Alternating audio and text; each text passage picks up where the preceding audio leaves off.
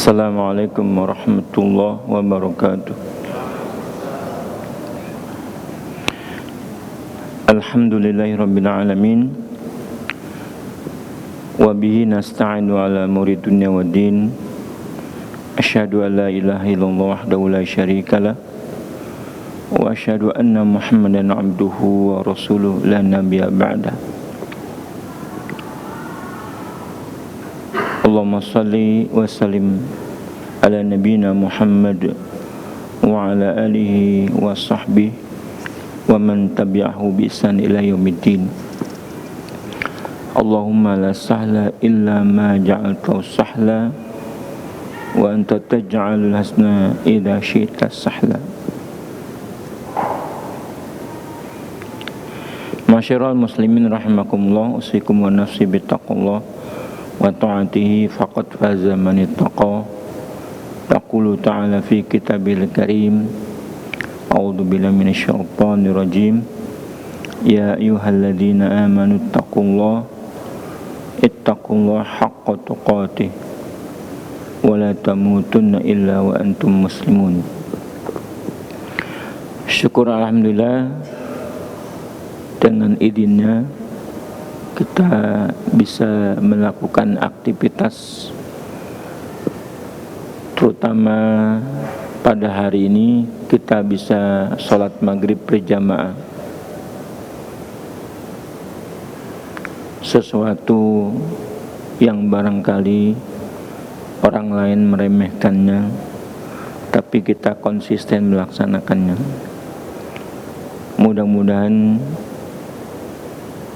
bentuk syukur kita dibalas oleh Allah Subhanahu wa ta'ala. Kemudian sholawat serta salam senantiasa tercurah buat Rasulullah SAW yang telah diutus oleh Allah untuk seluruh manusia. Kita termasuk mengikutnya insyaAllah, dan kita mengharapkan syafaatnya pada yaumil qiyamah. Jamaah yang berbahagia,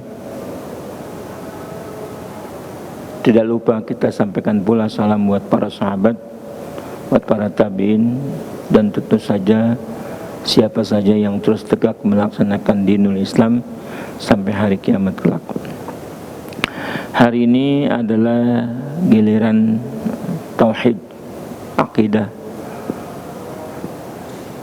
Kita sudah sampai melanjutkan pembahasan, sudah sampai kepada ta'riful kabirah, ta'rif dosa-dosa besar. Dosa-dosa besar itu apa batasan-batasannya? Nah, sementara waqtalafal ulama fil kabair ala aqwal, para ulama berselisih pendapat tentang dosa-dosa besar dalam beberapa pendapat. Ada yang mengatakan yang disebut dosa besar ada tujuh. Yang lain berkata ada 17.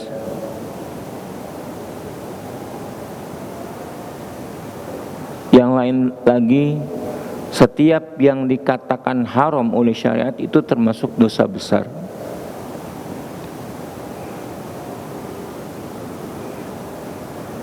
Ada yang lagi yang berpendapat sumiyat kabair binisbati wal idhofati ila madunaha. Yang dikatakan kabair, dosa besar, adalah setiap perbuatan yang membawa pelakunya dikecam oleh Allah. Ada yang berkata, bahkan ada yang berkata sampai 70. Nah, ini masing-masing berpendapat. Ada lagi, setiap yang dilarang oleh Allah Subhanahu wa ta'ala itu termasuk dosa besar.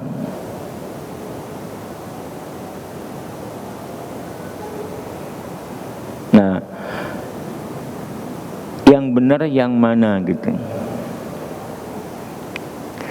Dalam ini pendapat yang terakhir, innaha ma yatarattabu 'alaiha haddun au tu'idu 'alaiha binar. Setiap perbuatan yang pelakunya itu diancam oleh Allah Subhanahu wa taala atau diancam dengan neraka, itu termasuk dosa besar. Ya, atau setiap pelakunya diancam dengan neraka atau dilaknat atau dimurkai, itu termasuk dosa besar. Jadi tidak sepakat, karena Nabi juga tidak menyebutkan jumlahnya. Nah, kalimat yang terakhir itu yaitu setiap perbuatan pelanggaran yang melanggar pelakunya diancam dengan neraka atau dilaknat atau dimurkai oleh Allah, itu pendapat yang paling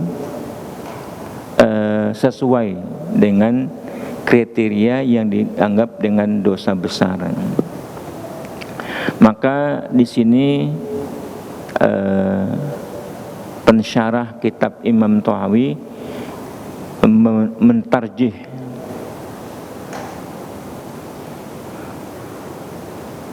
mentarjih artinya memberi jalan apa yang paling tepat.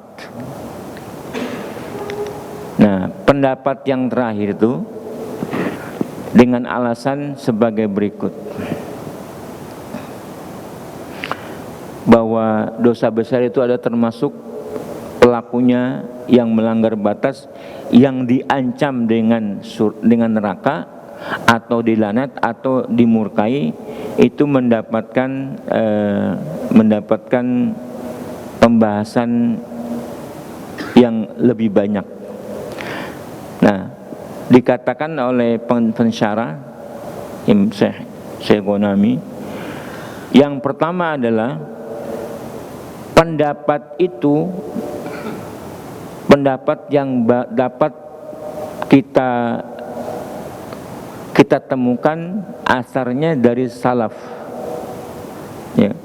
Innahu huwal ma'thur anis salaf, seperti Ibnu Abbas, Ibnu Uyainah, Ibnu Hanbal, dan yang lain mereka. Itu pendapat salaf. Dalil yang kedua, bahwa Allah Subhanahu wa taala sudah berfirman dalam surat An-Nisa ayat 31. A'udzubillahi minasyaitonirrajim. In tajtanibu kaba'ira ma tunhauna anhu nukaffir ankum sayyi'atikum wa nudkhilkum mudkhalan karima. Seandainya kalian menjauhi dosa-dosa besar yang dilarang itu, niscaya kami hapuskan dari kalian dosa-dosa kecil kalian,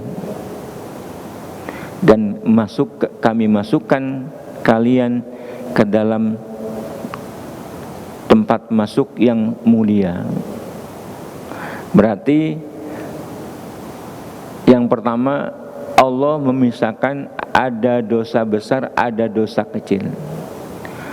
Dosa besar kalau dijauhi, yang dilarang oleh Allah kita jauhi, maka Allah akan memaafkan kesalahan-kesalahan kita atau dosa-dosa kecil kita. Barangkali dosa kecil itu banyak dan cenderung tidak sengaja. Nah, dengan menjauhi dosa-dosa besar itu seseorang diampuni oleh Allah dosa-dosa kecilnya. Dosa-dosa kecil memang tidak terbatas, banyak sekali. Tapi dosa-dosa besar kita bisa menjauhinya. Nah, Allah berjanji, apabila kalian menjauhi dosa-dosa besar yang kalian dilarang melakukannya, niscaya kami akan ampuni dosa-dosa kecil kalian. Kami hapuskan, maksudnya kami ampuni dosa-dosa kecil, dan kami masukkan kalian ke dalam tempat yang mulia. Fala yastahiqu hadzal wa'di al-karim min aw'ada bi ghadabillah wala natahu wa naruh. Nah, orang yang menjauhkan dosa-dosa besar, ya, dia tidak mendapatkan ancaman berupa neraka dan murka Allah dari ayat tadi.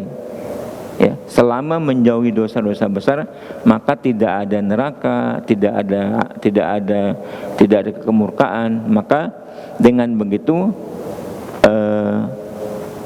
orang yang telah menjauhi dosa-dosa besar, maka akan diampuni dosa-dosa kecilnya.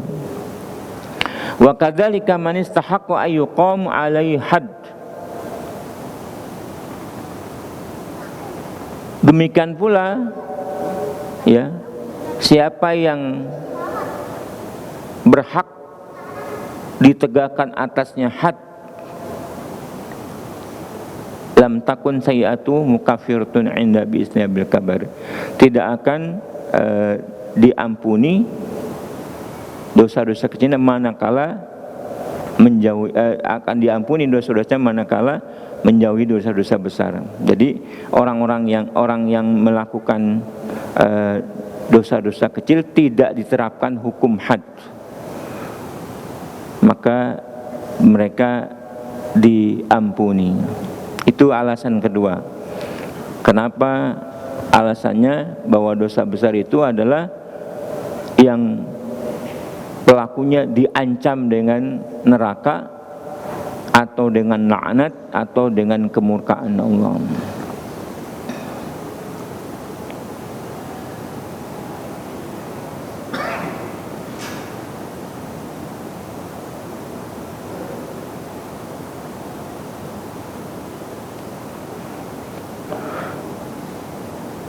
Bahwa makna ini kembali kepada apa yang disebutkan oleh Allah.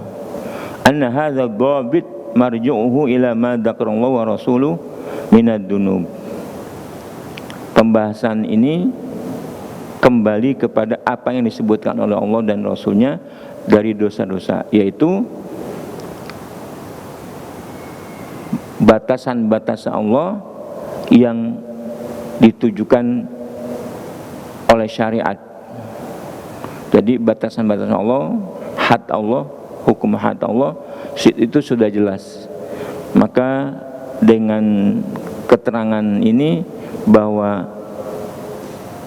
dosa besar adalah yang pelakunya diancam dengan neraka, dengan laknat, dan seterusnya.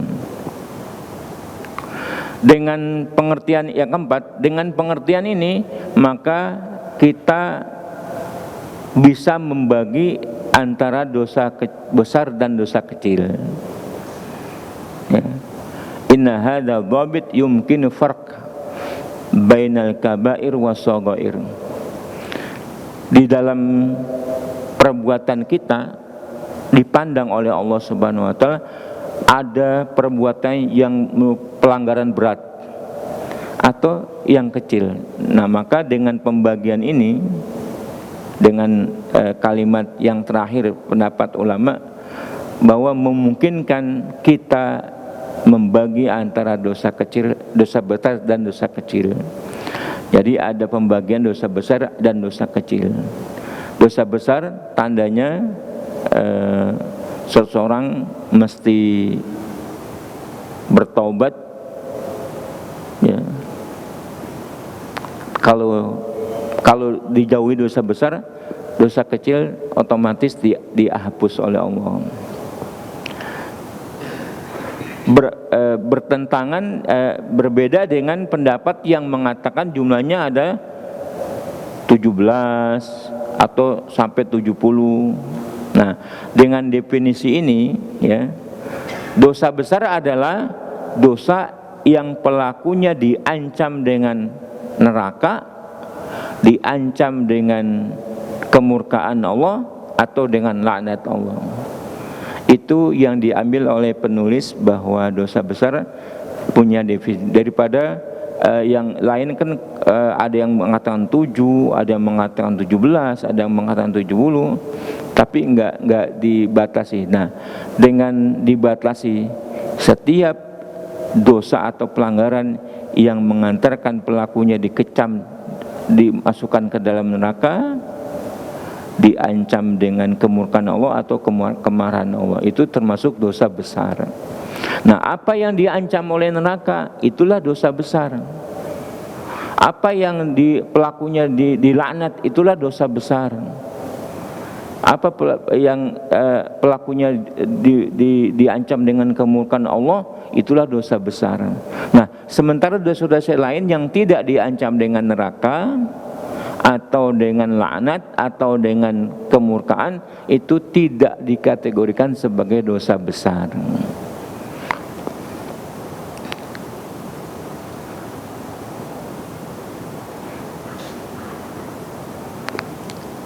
Nah, ini memang tidak menyebutkan berapanya. Ulama tidak menyebutkan berapanya. Paling tidak pensyarah kitab ini tidak menyebut apa 7, apa 17, tidak. Tapi kriterianya adalah setiap dosa besar adalah yang pelakunya diancam dengan dosa, dengan neraka, dengan kemurkaan Allah atau dengan laknat. Itu termasuk dosa besar. Apa saja dosa-dosa yang diancam oleh Allah dengan neraka? Ya banyak sekali. Makanya tidak disebutkan. Kita baca Al-Quran atau dari hadis, setiap yang diancam dengan 3 hal tadi, diancam neraka, diancam dengan laknat, diancam dengan kemurkaan, itu termasuk dosa besar.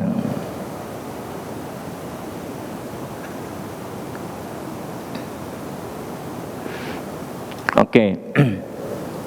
Sekarang kita masuk pendapat manusia di dalam tentang orang yang melakukan dosa besar.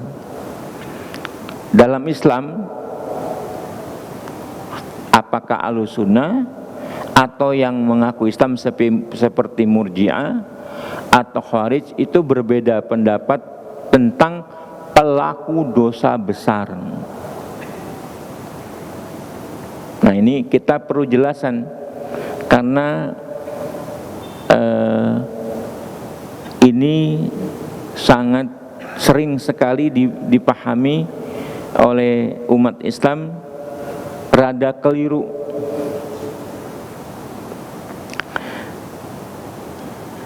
Jadi aqwalun nas fi murtaqibil kabair, pendapat manusia tentang pelaku dosa besar. Nah, dalam matannya Imam Thahawi menyebutkan begini. Matannya di nomor 68. Wala nukaffiru ahadan min ahlil qibla bidzambin ma lam yastahilhu wala naqulu la yadhuru ma'al iman dambun liman amilahu. Ya, ini perlu dicatat. Yang pertama adalah kita tidak mengkafirkan seseorang dari ahlul qiblat karena berbuat dosa. Nah, ini ada perbedaan di sini, ya. Kita tidak mengkafirkan seseorang dari ahlul qiblat. Ahlul qiblat siapa kemarin sudah kita jelaskan. Disebabkan berbuat satu dosa. Selama tidak menghalalkannya. Nah, selama itu penting sekali. Selama tidak menghalalkan. Berarti kalimat ini apabila pelaku dosa misalnya minum khamar ya, atau meninggalkan sholat, kalau dia tidak menghalalkan perbuatan salah itu, tidak kita kafirkan. Tetapi kalau menghalalkan, oh nggak apa-apa minum khamr, oh nggak apa-apa ninggalin sholat, nah itu baru dikafirkan oleh Ahlus Sunnah wal Jamaah. Tetapi wala naqul, tetapi kita juga tidak mengatakan la yadurru ma'al iman dan liman amilahu. Iman itu tidak terpengaruh dengan perbuatan dosa yang dikerjakan seseorang. Kita tidak mengatakan begitu. Nah, ini berarti ada dua pendapat yang ekstrim, baik kanan atau kiri, tetapi Ahlussunnah berada di tengah-tengah. Ya, saya ulang, wala naqul, tidak kami katakan la yadurru ma'al iman dan liman amilahu. Iman tidak berpengaruh terhadap perbuatan dosa bagi siapa yang mengerjakannya. Iman bisa berpengaruh bagi perbuatan dosa, begitu maksudnya. Ya, Ahlussunnah tidak mengatakan bahwa iman itu tidak berpengaruh bagi perbuatan atas perbuatan dosa. Nah, keterangannya bisa lebih mudah-mudahan lebih bisa dipaham. Syarahnya, pensyarah menjelaskan, Imam Thahawi menjelaskan, yashiru Syekh rahimahullah ila rad alal khawarij al-qailina bitakfiri bikulli dzambin. Imam Thahawi mengisyaratkan bahwa pernyataan ini penolakan terhadap paham khawarij yang mereka mengatakan bahwa mengkafirkan seseorang disebabkan perbuatan dosa. Khawarij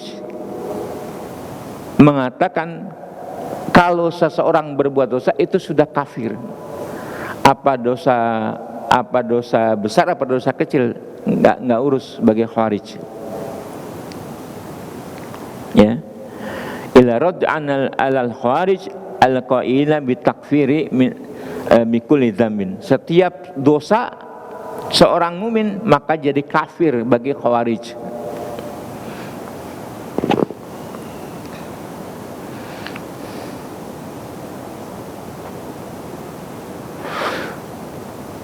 Wa'lam anna babat takfir wa adamat takfir babun azimat fitnah wal mihna fihi wa qasru fihi al-iftiraq. Ketahuilah bahwa tentang masalah takfir dan tidak takfir adalah bab yang sangat besar, mendatangkan fitnah dan ujian di tengah-tengah umat. Ya, nah ini kan orang banyak gampang mengkafirkan atau gampang tidak mengkafirkan.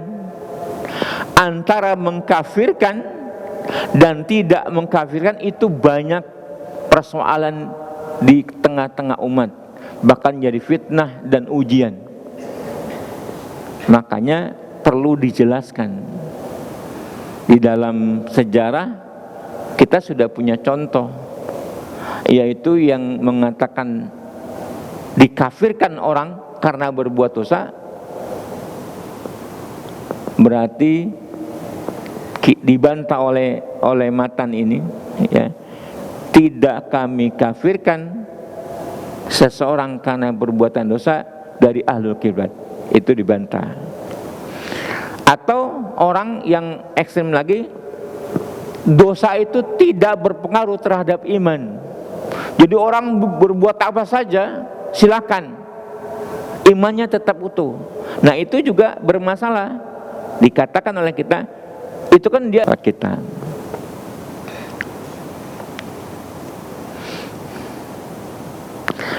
Sebagian kelompok mengatakan, ini dalam babnya qaulul murji'ah wardu alaihim, pendapat murji'ah dan bantahannya. Qaulul murji'ah wardu alaihim, pendapat murji'ah dan bantahannya.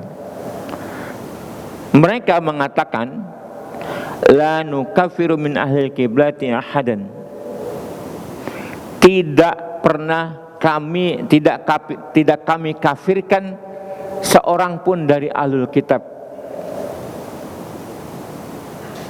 disebabkan berbuat dosa. Nah itu alasan murjiah, nggak kafir orang dengan berbuat dosa.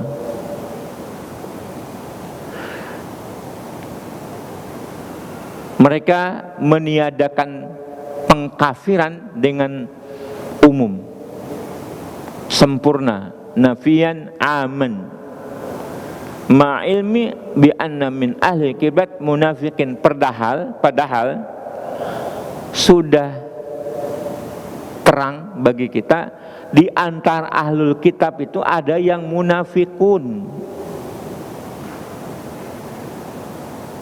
Ya, di antara ahlul kitab ada yang munafikun.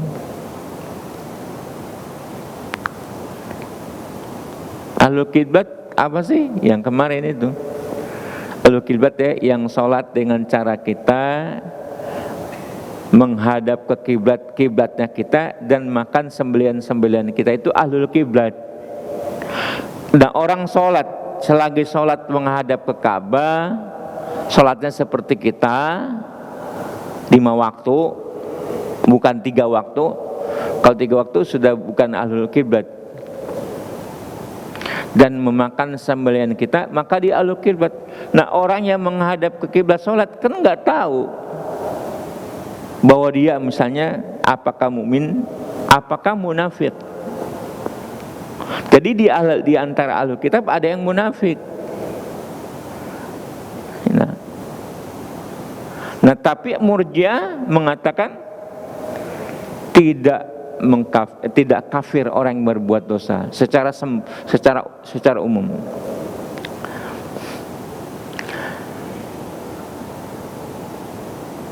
Ana min ahlil kitab ana min ahlil kiblat munafiqun alladzina fihim man hum akfaru minal yahud wan nasara bil kitabi was sunnah wal ijma. Yang munafik itu lebih kafir dari Yahudi dan Nasrani berdasarkan kitab dan sunnah dan ijma. Nah,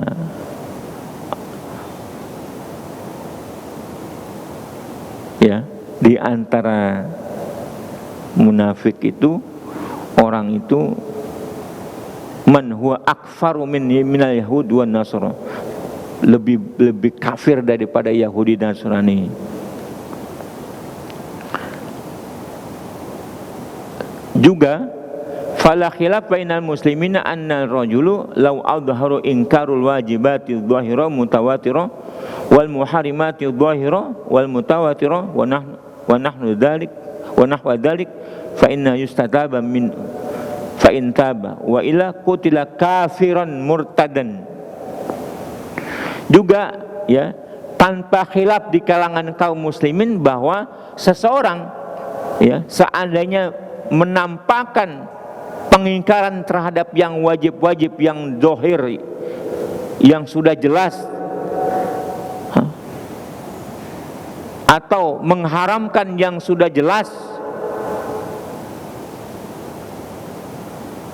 ya, mengingkari kewajiban yang jelas atau mengingkari yang haram sudah jelas, yang sudah jelas secara syariat, dan yang semisalnya, diminta untuk tobat, yustadab. Kalau tidak tobat, maka orang itu diperangi, dibunuh karena berbuat kafir dan sudah murtad. Nah itu konsekuensi daripada orang Islam yang ada di dalam hasanah ini. Maka munafikun kenyataannya ada yang lebih kafir dari Yahudi dan Nasrani. Kita adzan dulu. Ya, kita lanjutkan sedikit. Saya ulang nih karena penting ya. Fala khilafa bainal muslimin anna rajula law azhara inkarul wajibatil dhahirul mutawatirah wal muharimati dhahirul mutawatirah wa nahwa dzalik fa innahu yustataba fa in taba wa illa qutila kafiran murtadan. Sudah tidak khilaf di kalangan kaum muslimin bahwa seseorang yang mengingkari kewajiban-kewajiban yang sudah jelas atau keharaman yang sudah jelas atau yang semisalnya, dia disuruh taubat untuk diterima taubatnya. Kalau tidak menerima, dia dibunuh karena sebab kafir dan murtad. Itu Ahlussunnah wal Jamaah. Orang yang sudah mengingkari wajib, misal sholat kan jelas itu. Seseorang sholat dia mengingkari kewajibannya, enggak wajib. Nah itu kan jelas, tapi dia disuruh tobat. Kalau tidak mau tobat, dibunuh karena murtad.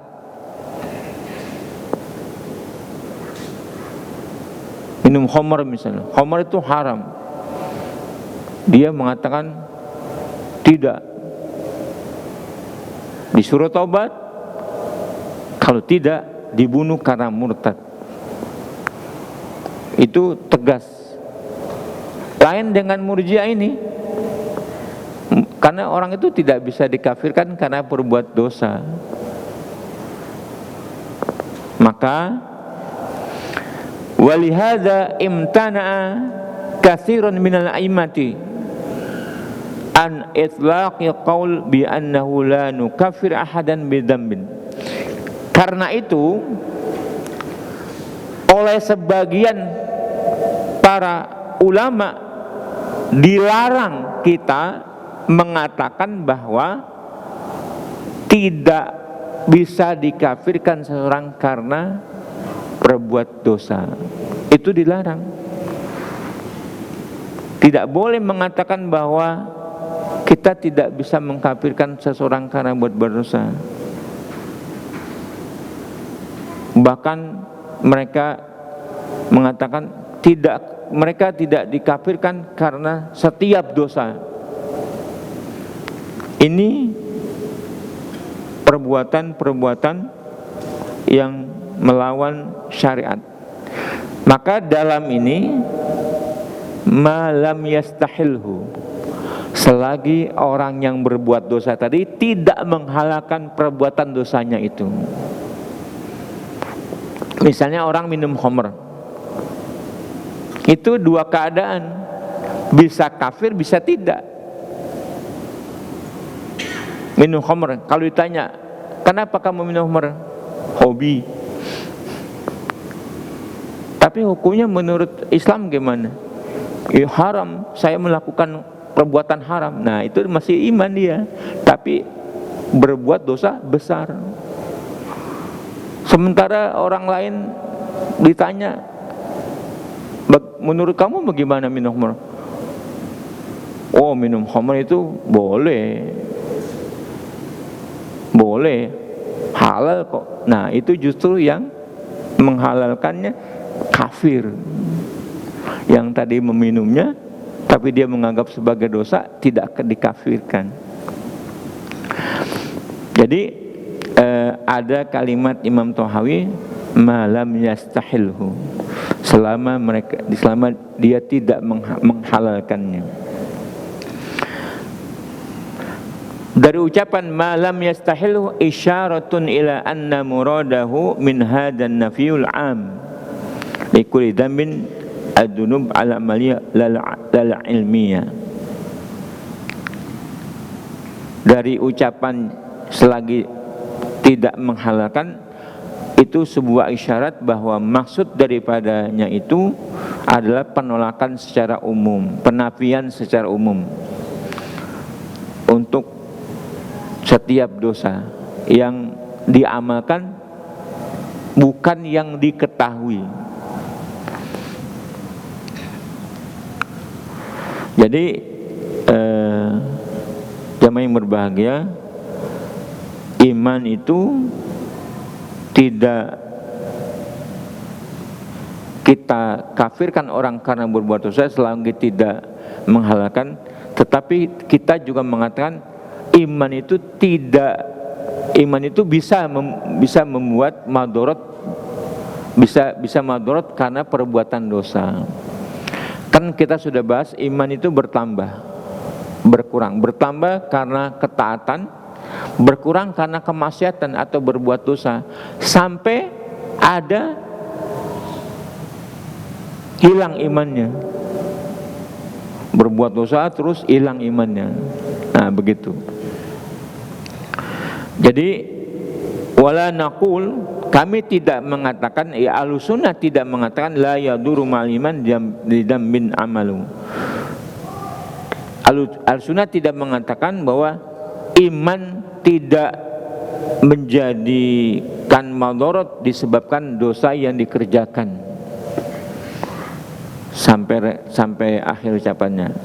Fa innahum yaqulun la yaduru ma'al iman dambun kama la yanfa'ul kafir ta'a. Nah, ini khawarij. Iman tidak menjadi madarat karena berbuat dosa, sebagaimana ketaatan tidak bermanfaat bagi kekafiran. Nah, itu dari ucapan yang ditolak dari kalangan Murji'ah. Itu yang Murji'ah. Nah, yang satu lagi adalah Khawarij dan Mu'tazilah. Nanti pendapat Ahlussunnah yang tengah-tengah seperti apa? Yang Khawarij di satu sisi, ya, dia sebagai ekstrim kanan, yang Murji'ah ekstrim kiri. Bahwa Khawarij itu mengkafirkan seluruh muslim karena berbuat dosa. Sementara Murji'ah setiap dosa tidak bisa mengkafirkan pelakunya. Nah, itu kan ekstrim kanan, ekstrim kiri dan ekstrim kanan. Yang satu mengatakan dengan dosa iman bisa hilang. Yang satu mengatakan dengan dosa iman tidak bisa hilang. Ekstrim. Nah, Ahlussunnah berada di tengah-tengahnya dengan tafsir penjelasan bagaimana seharusnya. Mengatakan iman itu tidak bisa menjadi tercederai imannya karena dosanya selagi tidak menghalalkannya. Kita sudahi dulu, nanti pembahasan ini kita sambung karena ini bagian yang penting. Banyak fitnah-fitnah terjadi karena persoalan pelaku dosa besar. Wallahu a'lam bishawab. Kita akhiri. Subhanakallahumma wa rabbana wa bihamdika astaghfiruka wa atubu ilaik. Assalamualaikum warahmatullahi wabarakatuh.